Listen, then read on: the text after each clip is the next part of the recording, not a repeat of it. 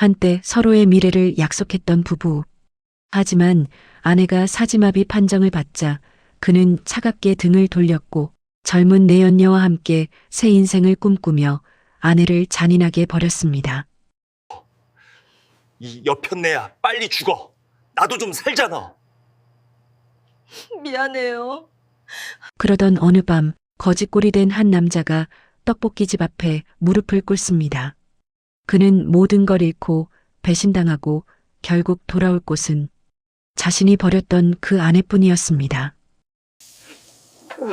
여보, 나 한번 용서해줘. 미안해.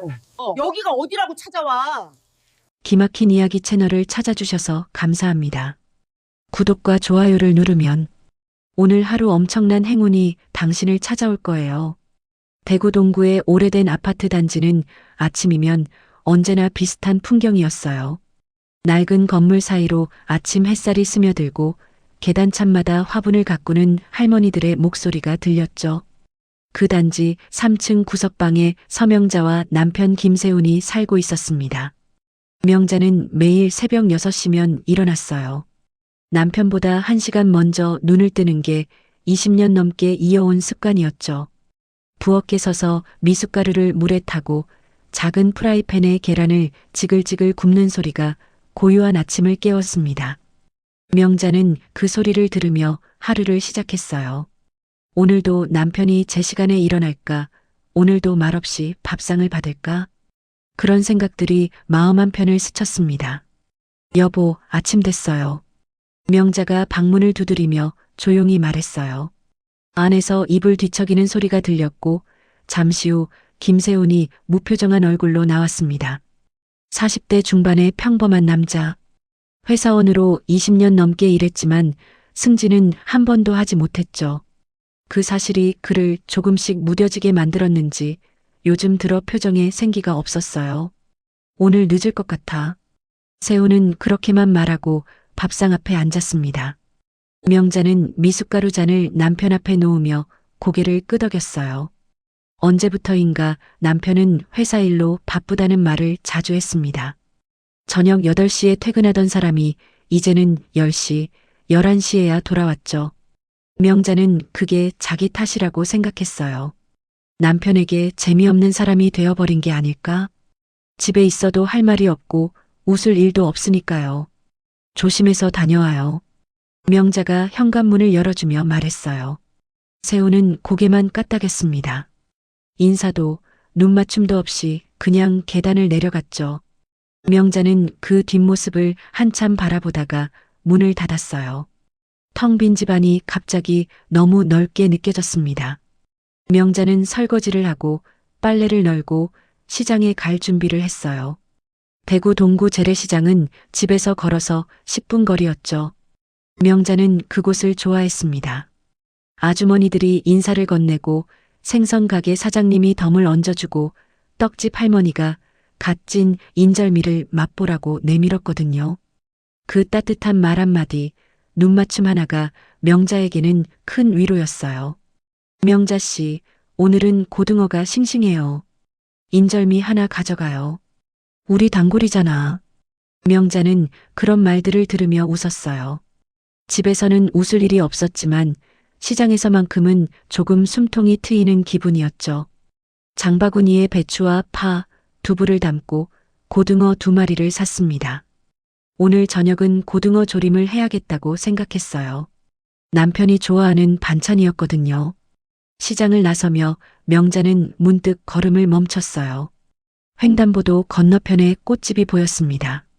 작은 국화 한 단이 햇빛을 받아 예쁘게 빛나고 있었죠.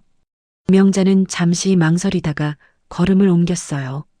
꽃을 사는 건 사치라는 생각이 들었거든요. 남편은 그런 걸 좋아하지도 않았고 집에 꽃병도 없었으니까요. 그렇게 명자는 다시 집으로 향했습니다. 익숙한 길, 익숙한 풍경, 익숙한 하루. 그 안에서 명자는 조용히 살아가고 있었어요. 남편과의 사이에 보이지 않는 벽이 점점 두꺼워지고 있다는 걸 느끼면서도 그저 오늘 하루를 또 견뎌내는 것. 그게 명자의 일상이었습니다. 아파트 계단을 오르며 명자는 생각했어요. 오늘 저녁엔 남편이 조금 일찍 들어올까? 밥상 앞에 마주 앉아 한마디라도 더 나눌 수 있을까? 그런 작은 기대를 품고 명자는 다시 부엌에 섰습니다. 고등어를 손질하고 양념을 재고 밥을 안 치며 시간을 보냈죠. 해가 지고 저녁 6시가 되었어요. 7시, 8시. 시계 초침 소리만 집안을 채웠습니다. 명자는 식탁 앞에 앉아 남편을 기다렸어요. 9시가 넘어서야 현관문이 열렸고 세훈이 지친 얼굴로 들어왔습니다. 밥은 먹었어. 그 한마디에 명자의 하루가 무너졌어요. 준비한 음식, 기다린 시간, 품었던 기대. 모든 게 한순간에 의미 없어지는 기분이었죠. 명자는 고개만 끄덕이고 남편의 뒷모습을 바라봤습니다. 세훈은 그대로 방으로 들어가 문을 닫았어요. 명자는 혼자 남은 식탁을 천천히 치우며 생각했습니다. 언제부터 이렇게 된 걸까? 우리는 언제부터 이렇게 멀어진 걸까? 대답은 없었어요. 그저 조용한 밤이 깊어질 뿐이었습니다. 그날도 명자는 아침 일찍 일어났어요. 남편은 전날 밤 늦게 들어와 아침도 거르고 출근했죠. 명자는 텅 빈 식탁을 바라보다가 장바구니를 들었습니다. 오늘은 시장에 가서 김장 배추를 사야 했거든요. 계절이 바뀌고 있었어요. 찬바람이 불기 시작하면서 대구 동구의 골목길도 쌀쌀해졌습니다. 시장 가는 길은 늘 똑같았어요. 아파트 단지를 나서서 큰 사거리를 건너고 좁은 골목을 지나면 재래시장 입구가 나왔죠. 명자는 천천히 걸었습니다. 급할 것도 없었고 집으로 돌아가도 할 일이 딱히 없었으니까요. 그저 하루하루를 채우는 것. 그게 명자의 삶이었어요. 사거리 횡단보도 앞에 섰을 때였습니다. 신호등이 초록불로 바뀌었고 명자는 다른 사람들과 함께 천천히 길을 건너기 시작했어요. 장바구니가 조금 무거웠지만 괜찮았죠. 반쯤 건넜을 때였습니다. 긱! 귀청을 찢는 브레이크 소리가 들렸어요. 명자는 본능적으로 고개를 돌렸죠. 그 순간 거대한 무언가가 눈앞으로 돌진해 왔습니다. 검은색 승용차. 신호를 무시하고 달려온 차였어요. 명자는 미처 피할 틈도 없었어요. 몸이 공중으로 떠올랐고 세상이 한 바퀴 돌았습니다. 그리고 차가운 아스팔트 위로 떨어졌죠. 어머, 사람이. 누가 구급차 좀 불러요. 주변 사람들의 목소리가 아득하게 들렸어요. 명자는 눈을 뜨려 했지만 몸이 말을 듣지 않았습니다. 온몸이 저리고 아팠어요. 아니, 아픈 것조차 제대로 느껴지지 않았죠. 그저 차갑고 무겁고 멀어지는 감각만 남았습니다. 구급차가 도착했고 명자는 들것에 실렸어요. 사이렌 소리가 울렸고 응급실로 옮겨졌죠. 그 모든 게 꿈처럼 흐릿했습니다. 명자는 천장의 형광등을 멍하니 바라보며 생각했어요. 나는 지금 어디에 있는 걸까? 무슨 일이 일어난 걸까? 병원 복도는 분주했어요. 의사들이 빠르게 움직였고 간호사들이 명자의 상태를 체크했습니다. 엑스레이를 찍고 CT를 찍고 온갖 검사가 이어졌죠. 명자는 그 모든 과정을 의식이 오락가락한 채로 겪었어요. 얼마나 시간이 흘렀을까요? 명자가 다시 눈을 떴을 때는 하얀 병실 천장이 보였습니다. 낯선 천장, 낯선 소독약 냄새. 명자는 천천히 고개를 돌려보려 했어요. 그런데 몸이 움직이지 않았습니다. 손가락 하나 까딱할 수 없었죠. 깨어나셨군요. 의사가 침대 옆에 섰어요. 50대쯤 되어 보이는 남자 의사였죠. 그는 차트를 들여다보며 조심스럽게 입을 열었습니다. 보호자분은 아직 안 오셨나요? 명자는 대답하려 했지만 목소리가 나오지 않았어요. 입술만 파르르 떨렸죠. 의사는 명자의 상태를 확인하고는 한숨을 내쉬었습니다. 일단 남편분께 연락은 드렸습니다. 곧 오실 거예요. 그리고 의사는 말을 이었어요. 그 말은 명자의 세계를 산산조각 내버릴 칼날 같은 것이었습니다. 경추 손상이 심각합니다. 척수신경이 크게 다쳤어요. 지금 상태로는 사지마비 가능성이 높습니다. 사지마비. 그 단어가 명자의 귓속으로 파고들었어요. 천천히, 또렷하게. 명자는 눈만 깜빡일 수 있었죠. 손도, 발도, 몸도 아무것도 움직이지 않았습니다. 이게 현실인가? 이게 정말 내 몸인가? 회복 가능성은 아직 단언할 수 없습니다. 하지만 최선을 다해 치료해 보겠습니다. 의사의 말은 계속 이어졌지만 명자는 더 이상 듣고 싶지 않았어요. 귀를 막고 싶었지만 손조차 움직일 수 없었죠. 눈물만 볼을 타고 흘러내렸습니다. 1시간쯤 지났을까요? 병실 문이 열리며 김세훈이 들어왔어요. 명자는 남편의 얼굴을 봤습니다. 그런데 이상했어요. 놀람도 슬픔도 걱정도 아닌 표정이었죠. 그저 담담했어요. 무표정에 가까운 얼굴로 명자를 내려다봤습니다. 의사 선생님한테 들었어. 세훈은 짧게 말했어요. 명자는 남편의 눈을 바라봤죠. 그 눈빛에서 뭔가를 찾으려 했습니다. 애정이든 걱정이든 미안함이든. 하지만 아무것도 없었어요. 그저 피곤함만 가득한 눈이었습니다. 일단 회사에 말해야 되니까. 나 좀 나갔다 올게. 세훈은 그 말만 남기고 병실을 나갔어요. 명자는 천장을 바라봤습니다. 눈물이 계속 흘러내렸지만 닦을 수도 없었죠. 온몸이 차갑게 식어갔어요. 교통사고보다 더 무서운 건 남편의 그 차가운 눈빛이었습니다. 명자는 그 순간 알았어요. 자신의 인생이 완전히 무너졌다는 것을, 몸뿐만 아니라 마음까지도 산산조각 났다는 것을. 하얀 천장만 명자를 내려다보고 있었습니다. 명자는 병원 회복실로 옮겨졌어요. 중환자실에서 일주일을 보낸 뒤였죠. 몸 상태는 조금 안정됐지만 여전히 손가락 하나 제대로 움직이지 못했습니다. 간호사들이 매일 와서 몸을 닦아주고 침대 시트를 갈아줬어요. 명자는 그저 천장만 바라보며 시간을 보냈죠. 남편 김세훈은 처음 며칠은 병원에 왔어요. 하루에 한 번씩 퇴근길에 들렀죠. 하지만 병실에 들어와서 하는 일이라곤 창밖을 바라보거나 핸드폰만 만지작거리는 것뿐이었습니다. 명자에게 말을 거는 일은 거의 없었어요. 오늘은 어때? 가끔 그렇게 물었지만 대답을 기다리지도 않았죠. 명자가 힘겹게 입술을 움직여 뭔가 말하려 하면 세훈은 이미 고개를 돌리고 있었습니다. 그 모습을 보며 명자는 생각했어요. 이 사람은 나를 보러 오는 게 아니라 의무를 다하러 오는 거구나. 일주일이 지나자 세훈의 방문 횟수는 줄어들기 시작했어요. 이틀에 한 번, 3일에 한 번. 그러더니 어느새 일주일에 한두 번으로 바뀌었죠. 올 때마다 하는 말은 똑같았습니다. 회사 일이 많아서 미안해. 하지만 명자는 알았어요. 그게 핑계라는 걸. 세훈의 눈빛에는 피곤함만 있었고 명자를 향한 어떤 감정도 없었거든요. 그저 짐을 대하는 사람의 눈빛이었습니다. 어느 날 오후였어요. 명자는 병실 창가에 누워 있었죠. 간호사가 커튼을 열어줘서 복도가 훤히 보였습니다.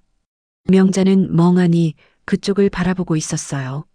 사람들이 오가고 의사들이 분주하게 움직이고 보호자들이 환자를 부축하는 모습이 보였죠. 그때였습니다. 복도 저 끝에서 익숙한 뒷모습이 보였어요. 김세훈이었죠. 명자는 눈을 크게 떴습니다. 오늘은 병문안 오는 날이 아닌데. 명자는 남편이 이쪽으로 오는 줄 알았어요. 하지만 세훈은 병실 쪽으로 오지 않았습니다. 복도 반대편으로 천천히 걸어가고 있었죠. 그리고 그 옆에 누군가 함께 있었어요. 젊은 여자였습니다. 20대 후반쯤 되어 보이는 단정한 정장 차림의 여자였죠. 세훈은 그 여자와 나란히 걸으며 뭔가 이야기를 나누고 있었어요. 명자는 숨이 멎는 것 같았습니다. 세훈이 웃고 있었거든요. 그동안 명자에게는 한 번도 보여주지 않았던 표정이었어요. 편안하고 밝고 생기가 도는 얼굴. 여자도 웃으며 세훈에게 뭔가 말했고 세훈은 고개를 끄덕이며 다정하게 대답했습니다. 두 사람은 그렇게 복도 끝으로 사라졌어요. 명자는 그 순간을 눈에 담았습니다. 선명하게, 또렷하게. 가슴 깊은 곳이 무너져 내리는 기분이었어요. 아, 이 사람은 나에게 남편이 아니라 그냥 의무로 남아 있었구나. 이미 마음은 다른 곳에 가 있었구나. 명자는 눈을 감았어요. 눈물이 흘러내렸지만 닦을 수 없었죠. 그저 베갯잎만 축축하게 젖어갔습니다. 다음 날 세훈이 병실에 왔어요. 평소보다 조금 일찍 왔죠. 명자는 남편을 바라봤습니다. 세훈은 여전히 무표정한 얼굴로 창밖을 보며 서 있었어요. 저기, 명자가 간신히 목소리를 냈어요. 세훈이 고개를 돌렸습니다. 어제 병원에 왔었어요? 명자의 목소리는 떨렸어요. 세훈은 잠시 멈칫했죠. 그리고는 담담하게 대답했습니다. 응. 회사 사람이랑 업무 때문에 잠깐 들렀어. 왜? 회사 사람. 그 말이 명자의 가슴을 후볐어요. 거짓말이었죠. 명자는 봤습니다. 그 다정한 눈빛, 그 편안한 웃음. 그건 업무 관계가 아니었어요. 명자는 더 이상 묻지 않았습니다. 물어봐야 돌아올 건 거짓말뿐이니까요. 그래요. 명자는 고개를 돌렸어요. 세훈은 잠시 서 있다가 말했습니다. 나 오늘 일찍 들어가야 돼. 회사에 급한 일이 생겨서. 그리고 그는 병실을 나갔어요. 명자는 텅 빈 병실에 혼자 남았습니다.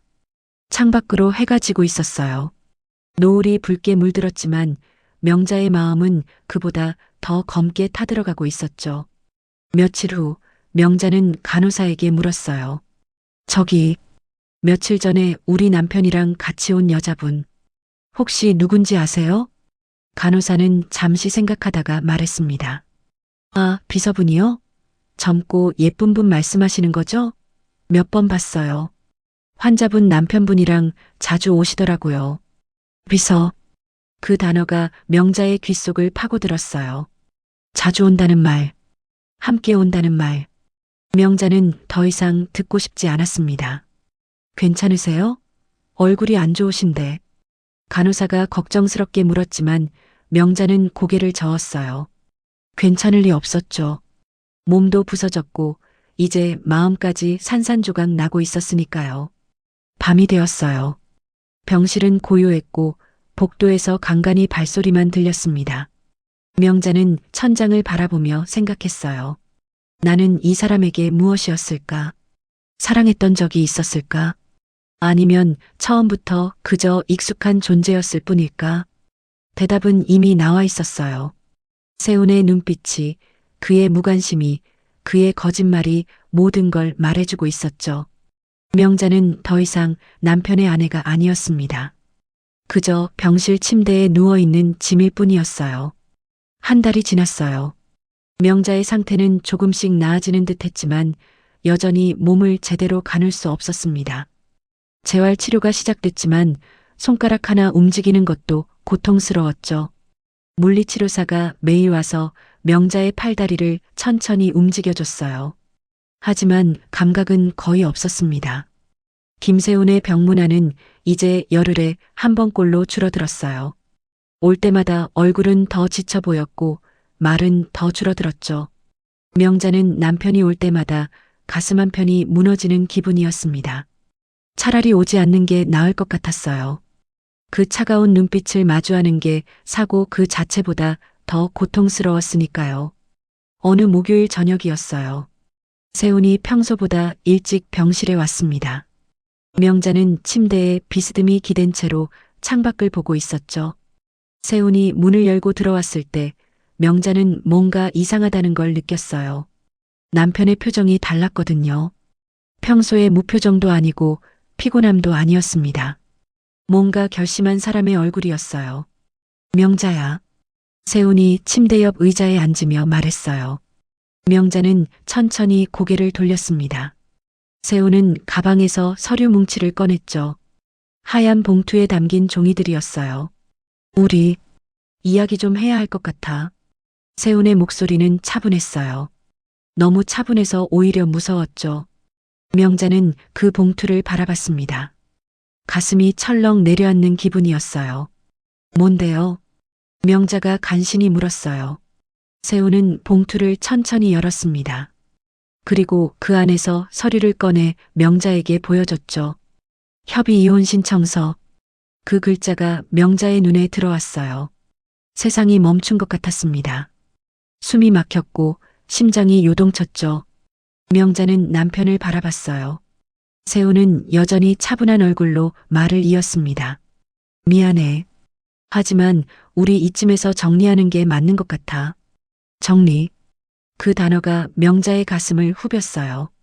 20년 넘게 함께한 세월이, 함께 살아온 시간이 그저 정리해야 할 무언가가 되어버렸습니다.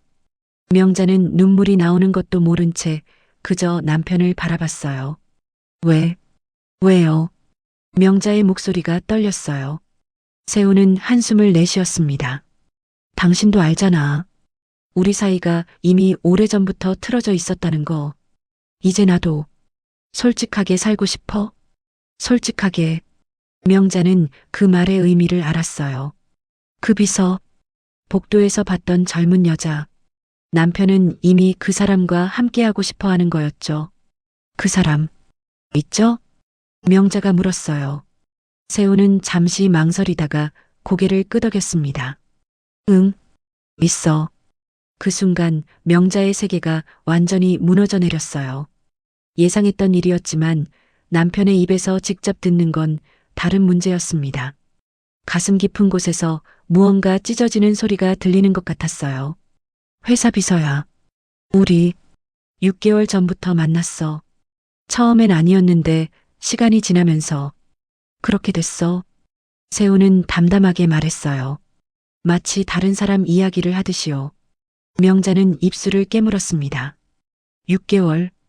그 시간 동안 자신은 남편이 그저 바쁜 줄만 알았어요. 늦게 들어오는 것도 말이 없는 것도 다 회사 일 때문이라고 생각했죠. 하지만 진실은 달랐습니다. 나 이제 더 이상 당신 간병할 수 없어. 미안하지만 나도 내 인생을 살아야겠어. 세훈의 말은 계속 이어졌어요. 명자는 그 말들을 듣는 게 너무 괴로웠습니다. 자신이 남편에게 짐이 됐다는 것, 이제 버려질 존재라는 것, 그 모든 게 현실이 되어 눈앞에 펼쳐지고 있었죠. 어디 서명하면 돼요? 명자가 떨리는 목소리로 물었어요. 더 이상 들고 싶지 않았습니다. 이미 남편의 마음은 떠났고 자신을 붙잡을 이유도 힘도 없었으니까요. 세훈은 서류를 명자 앞에 펼쳐 놓았어요.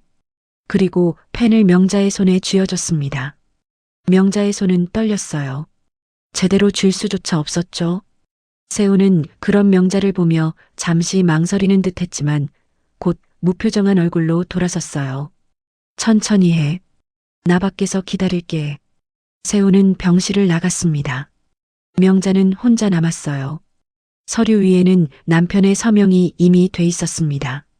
깔끔하고 또렷한 글씨였죠. 주저함 없이 쓴 서명이었어요. 명자는 펜을 들려 했지만 손이 말을 듣지 않았어요.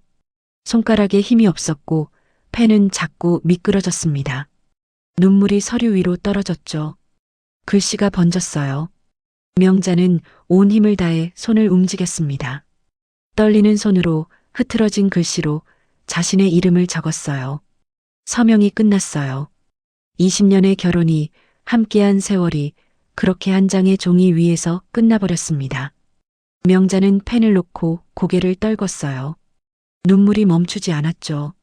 세훈이 다시 병실로 들어왔어요. 서류를 확인하고는 조용히 챙겨 담았습니다. 고마워. 그 한마디만 남기고 세훈은 병실을 나갔어요. 뒤돌아보지도 않았죠. 명자는 그 뒷모습을 바라봤습니다. 문이 닫히는 소리가 들렸고 복도의 발소리가 점점 멀어졌어요. 명자는 혼자 남았습니다. 텅 빈 병실, 하얀 천장, 그리고 부서진 마음. 명자는 창밖을 바라봤어요. 밤이 깊어가고 있었습니다. 세상은 여전히 돌아가고 있었지만 명자의 세계는 완전히 멈춰버렸어요. 이혼 서류가 법원에 접수됐어요. 한 달 뒤 정식으로 이혼이 성립됐죠. 명자는 더 이상 김세훈의 아내가 아니었습니다. 그저 서명자, 혼자 남은 여자였어요. 병원비는 세훈이 석 달치만 내놓고 갔어요. 그 이상은 자기가 책임질 수 없다고 했죠. 명자에게는 친정도 없었고 시댁과도 연락이 끊긴 지 오래였습니다. 의지할 곳이 아무데도 없었어요. 사회복지사가 찾아왔어요. 명자의 상황을 듣고는 재활센터를 알아봐 주겠다고 했죠. 정부 지원을 받을 수 있는 시설이었어요. 명자는 고개를 끄덕일 수밖에 없었습니다. 갈 곳이 없었으니까요.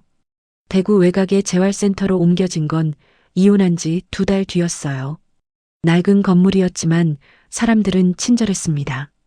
간호사들이 명자를 돌봐줬고 물리치료사가 매일 재활운동을 도와줬죠. 하지만 명자는 살아있는 게 아니었어요. 그저 숨만 쉬고 있을 뿐이었죠. 매일 천장만 바라보며 시간을 보냈습니다. 밥을 먹어도 맛이 없었고 누가 말을 걸어도 대답하기 싫었어요. 그저 조용히 천천히 사라지고 싶었습니다. 밤이면 울었어요. 소리내지 않고 조용히. 눈물만 볼을 타고 흘러내렸죠. 20년을 함께한 사람에게 버림받았다는 사실. 몸도 마음도 부서졌다는 현실. 앞으로 어떻게 살아야 할지 아무 답도 없다는 두려움. 그 모든 게 명자를 짓눌렀어요. 명자 씨, 오늘 재활운동 시간이에요. 물리치료사가 매일 같은 시간에 찾아왔어요. 명자는 고개를 돌렸습니다. 하기 싫어요. 그래도 해야 돼요. 조금씩이라도 나아지려면요. 물리치료사는 포기하지 않았어요. 명자의 팔을 천천히 들어 올리고 다리를 구부렸다 펴기를 반복했죠. 명자는 그 시간이 고통스러웠어요.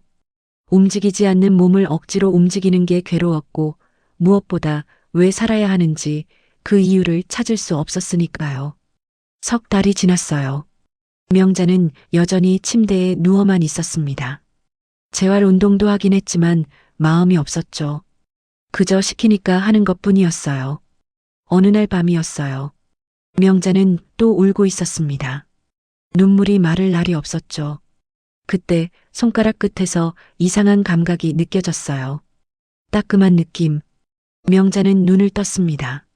손가락을 보았죠. 움직였어요.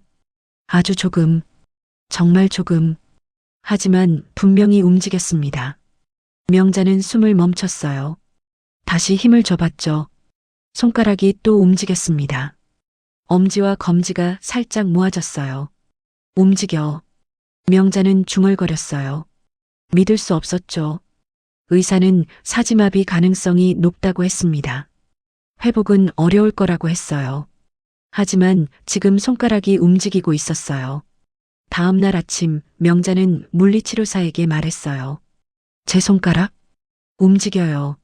물리치료사는 놀란 표정으로 명자의 손을 확인했습니다. 명자가 천천히 손가락을 움직이자 치료사의 얼굴이 밝아졌어요. 정말요? 신경이 살아나고 있어요. 그날부터 명자는 달라졌어요. 재활운동에 집중하기 시작했습니다. 손가락을 움직이고 손목을 돌리고 팔을 천천히 들어올리는 연습을 반복했죠. 고통스러웠지만 포기하지 않았어요. 6개월이 지났을 때 명자는 손으로 물컵을 잡을 수 있었어요. 떨리긴 했지만 분명히 잡았습니다. 1년이 지났을 때는 휠체어에 앉을 수 있었죠. 2년이 지났을 때는 보조기구를 잡고 몇 걸음 걸을 수 있었어요. 물리치료사는 말했어요. 명자 씨, 이건 정말 기적이에요. 의학적으로 설명하기 힘든 회복이에요. 명자는 웃었어요. 오랜만에 짓는 진심 어린 웃음이었죠. 기적이라는 말이 맞는 것 같았어요. 죽고 싶을 만큼 절망했던 몸이 조금씩 살아나고 있었으니까요.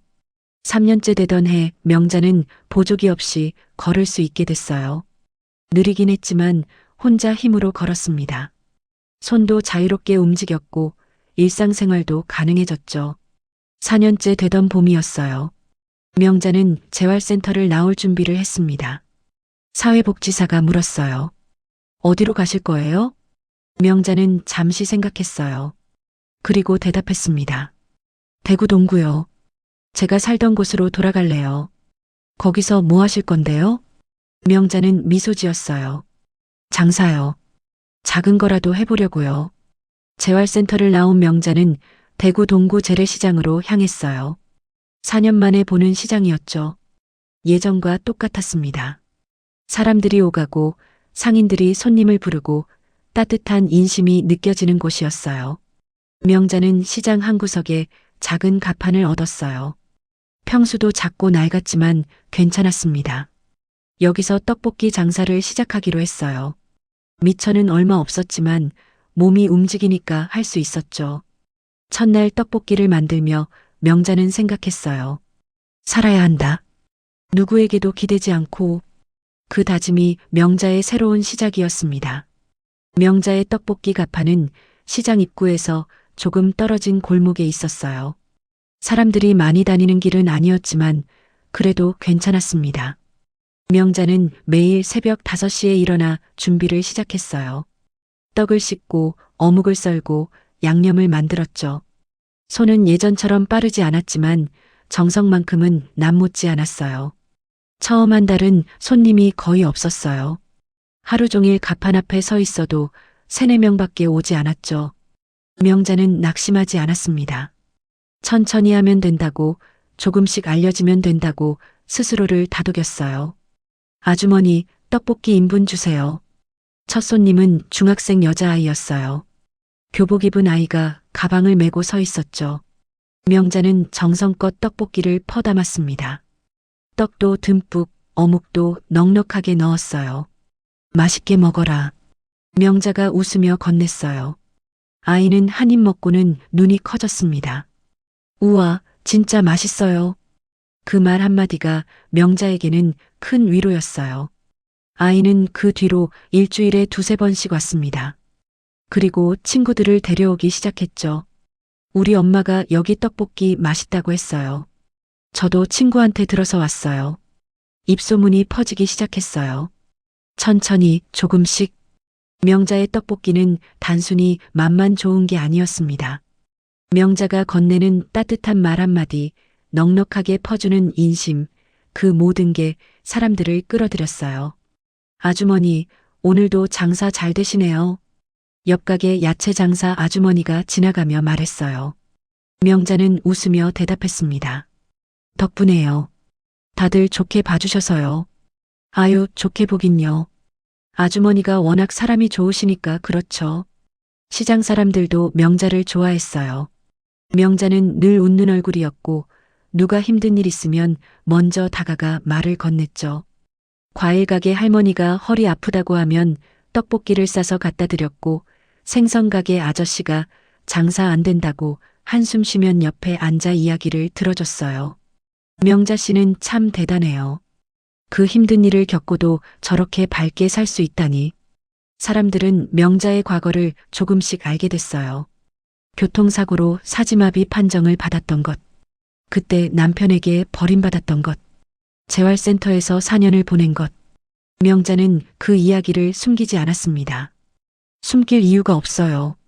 그것도 제 인생의 일부니까요. 명자는 담담하게 말했어요. 사람들은 명자를 더 존경하게 됐죠. 그 고통을 이겨내고 이렇게 다시 일어섰다는 사실이 대단하게 느껴졌으니까요. 1년이 지났어요. 명자의 떡볶이 가판은 이제 시장의 명물이 됐습니다. 점심시간이면 줄이 길게 늘어섰고 저녁 무렵이면 재료가 동이 났죠. 명자는 바빴지만 행복했어요. 사람들과 이야기 나누고 웃고 함께하는 시간이 좋았습니다. 아주머니, 떡볶이 2인분이요. 저기요, 여기 어묵 추가요. 손님들의 목소리가 끊이지 않았어요. 명자는 쉴 틈 없이 움직이며 주문을 받았습니다. 손은 여전히 조금 떨렸지만 이제는 능숙하게 국자를 휘둘렀죠. 아주머니, 힘들지 않으세요? 단골 손님이 걱정스럽게 물었어요. 명자는 고개를 저었습니다. 안 힘들어요. 이렇게 살아있다는 게 느껴지니까요. 그 말은 진심이었어요. 명자는 매일 아침 눈을 뜰 때마다 감사했습니다. 걸을 수 있다는 것, 손을 움직일 수 있다는 것, 사람들과 대화할 수 있다는 것, 그 모든 게 기적이었으니까요. 어느 날 저녁 장사를 마치고 정리를 하는데 야채 가게 아주머니가 다가왔어요. 명자 씨, 오늘 좀 일찍 끝났네요? 네, 재료가 떨어져서요. 참, 명자 씨. 저희가 다음 주에 시장 상인회 모임하는데 같이 가실래요? 명자는 잠시 망설였어요. 사람들이 모이는 자리가 아직은 조금 부담스러웠거든요. 하지만 아주머니의 따뜻한 눈빛을 보니 거절할 수 없었습니다. 갈게요. 좋아요. 우리 명자 씨도 이제 시장 식구잖아요. 시장 식구. 그 말이 명자의 가슴을 따뜻하게 했어요. 명자는 더 이상 혼자가 아니었습니다. 이곳에 함께할 사람들이 있었고 자신을 받아주는 공동체가 있었죠. 상인의 모임 날 명자는 떨리는 마음으로 참석했어요. 20명 남짓한 상인들이 모여 있었죠. 다들 명자를 반갑게 맞아줬습니다. 명자 씨, 어서 와요. 앉아요, 여기. 명자는 사람들 사이에 앉았어요. 음식을 나눠 먹고 이야기를 나누며 시간을 보냈습니다. 시장 이야기, 손님 이야기, 살아가는 이야기들. 명자는 그 속에서 자신도 한마디씩 보탰죠. 명자 씨 떡볶이는 정말 맛있어요. 비법이 뭐예요? 누군가 물었어요. 명자는 잠시 생각하다가 웃으며 대답했습니다. 비법이라기보다는 정성이요. 한 분 한 분 소중하게 생각하면서 만들거든요. 사람들은 고개를 끄덕였어요. 그래서 명자의 떡볶이가 특별한 거라고, 맛보다 사람이 좋은 집이라고 말했죠. 집으로 돌아가는 길, 명자는 하늘을 올려다봤어요. 별이 총총히 박혀 있었습니다. 명자는 그 별들을 보며 생각했어요. 4년 전 병원 침대에 누워 죽고 싶었던 자신. 그때는 앞이 보이지 않았죠. 하지만 지금은 달랐습니다. 나는 다시 살아났어. 그리고 이제 행복해. 명자의 마음은 단단했어요. 과거의 상처는 여전히 있었지만 이제 그게 자신을 무너뜨리지 못했습니다. 오히려 그 상처가 명자를 더 강하게 만들었죠. 명자는 새로운 삶을 살고 있었어요. 그 누구에게도 기대지 않고 스스로 일어선 삶이었습니다. 2년이 더 흘렀어요. 명자의 떡볶이 가판은 이제 대구 동구에서 모르는 사람이 없을 정도였습니다. 아침 일찍부터 저녁 늦게까지 손님들이 끊이지 않았고 명자는 그 바쁜 일상 속에서 충만함을 느꼈어요. 어느 가을 오후였어요. 하늘이 잔뜩 찌푸려 있었고 이따금 빗방울이 떨어지기 시작했죠. 명자는 가판 위에 비닐을 씌우며 중얼거렸습니다. 오늘은 일찍 접어야겠네. 손님도 뜸했어요. 비가 오면 사람들이 시장에 잘 나오지 않았거든요. 명자는 남은 재료를 정리하며 하루를 마무리할 준비를 했습니다. 그때였어요. 가판 앞에 누군가 서 있었어요. 명자는 고개를 들었죠. 그리고 숨이 멎었습니다. 낡고 더러운 옷을 걸친 남자가 거기 서 있었어요. 머리는 헝클어져 있었고 수염은 덥수룩했죠. 얼굴은 햇볕에 그을려 거무스름했고 눈가에는 깊은 주름이 패여 있었어요. 하지만 명자는 알았습니다. 그 사람이 누군지. 김세훈이었어요. 6년 만에 보는 남편. 아니, 이제는 남편이 아니었죠. 그저 한때 함께 살았던 사람. 명자를 버리고 떠났던 사람이었습니다. 세훈은 명자를 보며 입술을 떨었어요. 말을 하려는 듯 했지만 쉽게 입이 떨어지지 않는 것 같았죠. 명자도 가만히 서 있었습니다. 무슨 말을 해야 할지 몰랐어요. 명자야. 세훈이 간신히 목소리를 냈어요. 부서진 갈대 같은 목소리였습니다. 힘없고 떨리는 소리였죠. 명자는 그 목소리를 듣는 순간 가슴 한편이 무너지는 걸 느꼈어요. 분노도 원망도 아닌 복잡한 감정이 밀려왔습니다. 오랜만이에요. 명자가 담담하게 대답했어요. 세훈은 고개를 숙였습니다. 어깨가 떨리고 있었죠. 미안해. 정말 미안해.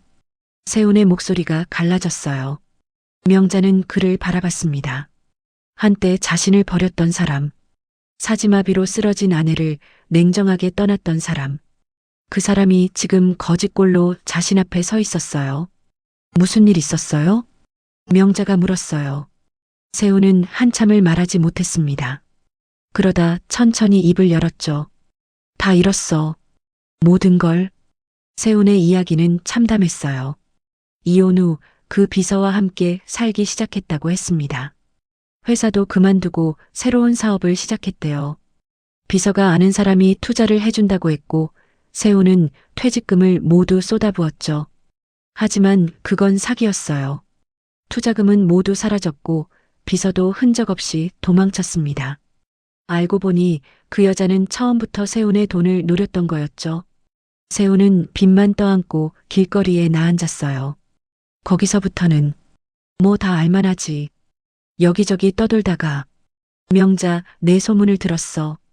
동구시장에서 떡볶이 장사한다고. 세훈은 말을 잇지 못했어요. 눈물이 볼을 타고 흘러내렸습니다. 명자는 그 모습을 조용히 바라봤어요. 통쾌했을까요? 아니었어요. 자신을 버린 사람이 몰락한 걸 보니 속이 후련했을까요? 그것도 아니었습니다. 그저 슬펐어요.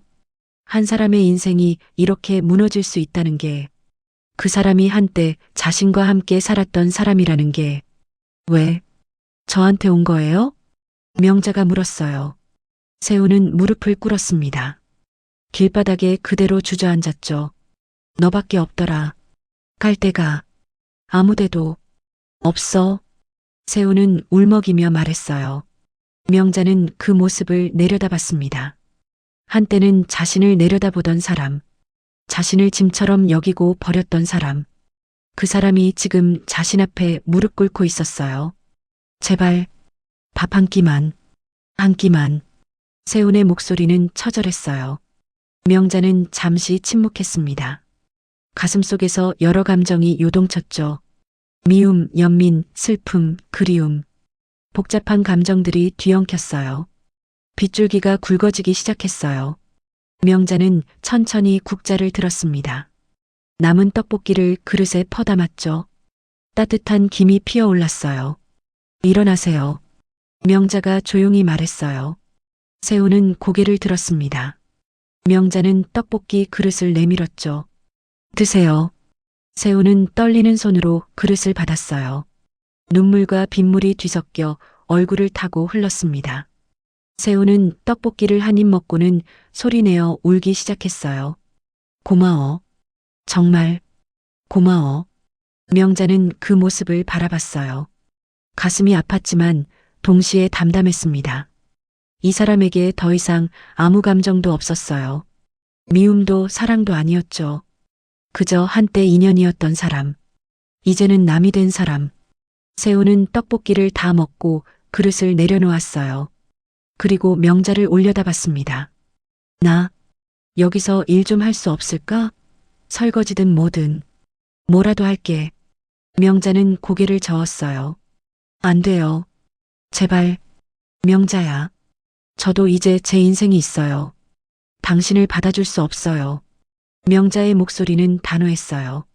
세훈은 고개를 떨궜습니다. 명자는 계속 말을 이었죠. 오늘 드린 건 동정이 아니에요. 사람이 사람에게 마지막으로 할 수 있는 그냥 한 끼예요. 그걸로 끝이에요. 세훈은 아무 말도 하지 못했어요. 명자는 갑판 정리를 마저 했습니다. 비는 계속 내렸고 세훈은 그 자리에 서 있었죠. 이제 가보세요. 복지관 가면 도움 받을 수 있을 거예요. 명자가 마지막으로 말했어요. 세훈은 천천히 고개를 끄덕이고는 비를 맞으며 걸어갔습니다. 명자는 그 뒷모습을 바라봤어요. 점점 멀어지는 그 모습을, 한때 자신의 전부였던 사람이 사라지는 걸 지켜봤습니다. 비가 그쳤어요. 명자는 갑판문을 닫고 집으로 향했습니다.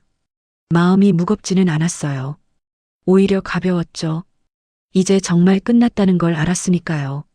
그날 밤 명자는 오랜만에 깊은 잠을 잤어요. 꿈도 꾸지 않았습니다.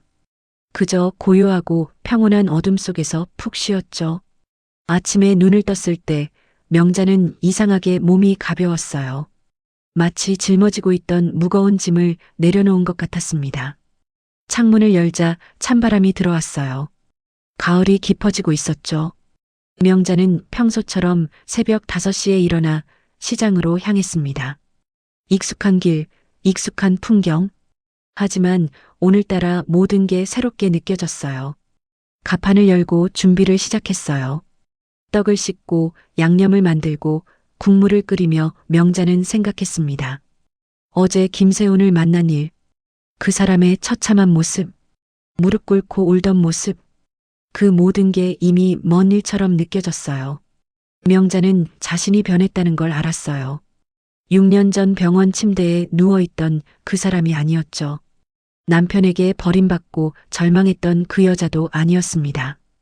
이제 명자는 스스로 일어선 사람이었어요. 누구에게도 기대지 않고 자신의 힘으로 살아가는 사람. 아주머니, 안녕하세요. 단골 손님이 밝게 인사하며 다가왔어요. 고등학생 남자아이였죠. 명자는 웃으며 대답했습니다. 어서 와라. 오늘도 똑같이 줄까? 네, 매운 거로요. 명자는 능숙하게 떡볶이를 퍼담았어요. 손은 더 이상 떨리지 않았습니다. 사고 이후 남았던 그 미세한 떨림도 이제는 거의 사라졌죠. 명자는 매일 이렇게 사람들을 만나고 음식을 나누고 이야기를 나누며 살아갔어요. 점심시간이 되자 손님들이 몰려들기 시작했어요. 회사원, 학생, 주부, 어르신들. 다양한 사람들이 명자의 가판 앞에 모였죠. 명자 씨, 오늘 떡볶이 특히 맛있네요. 저기요, 어묵 좀 더 주세요. 아주머니, 여기 치즈살이 추가요. 왁자지껄한 소리가 가판을 가득 채웠어요. 명자는 바쁘게 손을 놀리며 웃었습니다. 이 순간이 좋았어요. 살아있다는 게 느껴지는 순간이었죠. 오후 3시쯤 손님이 잠깐 뜸해졌어요. 명자는 잠시 숨을 돌리며 의자에 앉았습니다. 그때 옆가게 야채 장사 아주머니가 다가왔어요. 명자 씨, 어제 비 맞았죠? 괜찮아요? 네, 괜찮아요. 손님들 말 들으니까 어제 웬거지 같은 사람이 여기 왔었다던데. 아주머니가 조심스럽게 물었어요. 명자는 잠시 침묵했다가 고개를 끄덕였습니다. 네, 옛날에 알던 사람이에요. 힘들지 않았어요? 명자는 미소 지었어요. 괜찮았어요. 이제 아무렇지도 않아요. 그 말은 진심이었어요. 명자는 정말로 괜찮았습니다. 과거는 과거일 뿐이었죠. 이제 명자에게는 현재가 있었고 미래가 있었으니까요. 저녁 무렵 장사를 마무리하고 있을 때였어요. 한 젊은 여자가 가판 앞에 섰습니다. 20대 초반쯤 되어 보이는 대학생이었죠. 저기, 혹시 여기서 아르바이트생 구하시나요? 명자는 고개를 들었어요. 여자는 수줍게 웃으며 말을 이었습니다. 저 근처 대학 다니는데요. 제가 이 떡볶이 정말 좋아하거든요. 여기서 일해보고 싶어서요. 명자는 잠시 생각했어요. 요즘 들어 손님이 많아지면서 혼자 감당하기 벅찬 게 사실이었죠. 도움의 손길이 있으면 좋겠다고 생각했었어요. 그래, 한번 같이 일해볼까? 명자가 웃으며 대답했어요. 여자의 얼굴이 환해졌습니다. 정말요? 감사합니다. 내일부터 나와봐. 이름이 뭐야? 김유진이요. 유진은 다음 날부터 나와서 명자를 도왔어요. 처음엔 서툴렀지만 금방 익숙해졌죠. 명자는 유진에게 떡볶이 만드는 법을 하나하나 가르쳐줬어요. 양념 비율, 불 조절하는 법, 손님 응대하는 법까지. 유진아, 중요한 건 한 분 한 분 소중하게 대하는 마음. 명자의 말에 유진은 고개를 끄덕였어요. 그렇게 둘은 함께 일하며 시간을 보냈습니다. 계절이 바뀌었어요. 가을이 지나고 겨울이 왔죠. 명자의 가판 앞에는 여전히 사람들이 줄을 섰어요. 추운 날씨에 뜨거운 떡볶이를 찾는 손님들로 북적였습니다. 어느 날 저녁 장사를 마치고 정리를 하는데 유진이 물었어요. 사장님, 행복하세요? 명자는 손을 멈추고 유진을 바라봤어요. 그리고 천천히 대답했습니다. 응, 행복해. 힘든 일도 많았다고 들었는데 어떻게 그렇게 밝게 사실 수 있어요? 명자는 미소 지었어요. 살아있으니까. 숨쉬고 걷고 웃을 수 있으니까. 그게 기적이거든. 유진은 명자를 바라봤어요. 명자의 눈빛은 맑고 단단했습니다. 흔들리지 않는 눈빛이었죠. 그날 밤 집으로 돌아가는 길에 명자는 하늘을 올려다봤어요. 겨울밤 하늘에는 별이 가득했습니다. 명자는 그 별들을 보며 생각했어요. 6년 전 병원 천장을 바라보며 죽고 싶었던 자신, 남편에게 버림받고 모든 걸 잃었다고 생각했던 자신. 그때는 앞이 보이지 않았죠. 세상이 끝난 것 같았어요. 하지만 지금은 달랐습니다. 명자는 다시 일어섰고 새로운 삶을 살고 있었어요. 그 누구에게도 기대지 않고 스스로의 힘으로. 과거는 무너졌지만 삶은 이제 명자 손으로 다시 지어갈 수 있었습니다. 잘 살았어, 명자야. 명자는 스스로에게 말했어요. 그리고 웃었습니다. 진심 어린 웃음이었죠. 세상은 명자에게 다시 한번 물었어요. 이제 당신은 어디로 갈 건가요? 명자의 대답은 명확했습니다. 앞으로요. 계속 앞으로. 명자는 집 문을 열고 들어갔어요. 작지만 따뜻한 공간. 명자만의 공간이었죠. 이불을 펴고 누우며 명자는 생각했습니다. 내일도 새벽에 일어나서 시장에 갈 거예요. 떡볶이를 만들고 손님들을 맞이하고 유진과 함께 웃으며 하루를 보낼 거예요. 그렇게 하루하루 살아갈 거예요. 단단하게 흔들리지 않고. 명자의 마음은 평온했어요. 과거의 상처는 여전히 있었지만 이제 그게 명자를 무너뜨리지 못했습니다. 오히려 그 상처가 명자를 더 강하게 만들었죠. 창밖으로 첫눈이 내리기 시작했어요. 하얀 눈송이가 조용히 세상을 덮어갔습니다. 명자는 그 눈을 바라보며 눈을 감았어요. 새로운 계절이 오고 있었습니다. 그리고 명자는 준비가 되어 있었죠.